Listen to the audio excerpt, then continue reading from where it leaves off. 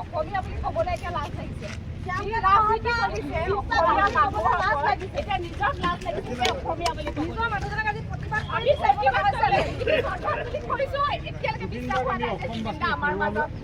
সমগ্ৰ অসমবাসী মৰ্মাহত আৰু সমগ্ৰ অসমবাসীৰ লগতে আমি শিৱসাগৰবাসী মৰ্মাহত। আজি আমি শিৱসাগৰবাসী 3 দিন ধৰি ৰাজপথত আছোঁ আৰু আজি আমি নেশ্যনেল হাইৱে ব্লক কৰিবলৈ বাধ্য হৈছোঁ। বাধ্য হোৱাৰ এটাই কাৰণ, ইতিমধ্যে গোটেই জুবিনদাৰ মৃত্যুটো ৰহস্যৰ আৱদ্ধলৈ আহিছে আৰু জুবিনদাৰ মৃত্যুৰ লগত এগৰাকী শিৱসাগৰৰ সন্তানৰ নাম জড়িত হৈ পৰিছে। তেওঁ হৈছে শ্যাম কানু মহন্ত। শ্যাম কানু মহন্তক গ্ৰেপ্তাৰ কৰিবৰ কাৰণে আজি 3 দিনৰ পৰা অসমবাসীয়ে দাবী কৰি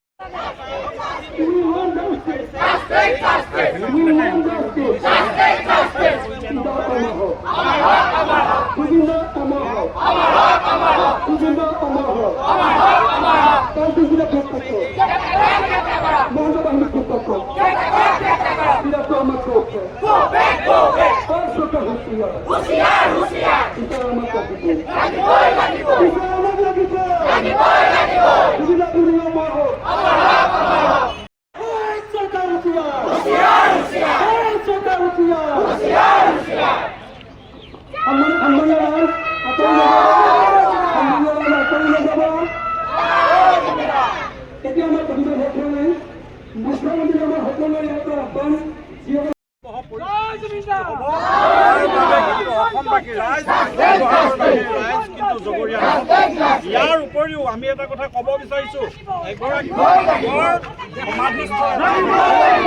সমাধিস্থল কিন্তু এটাই থাকিব। আজি সমাধিস্থলটো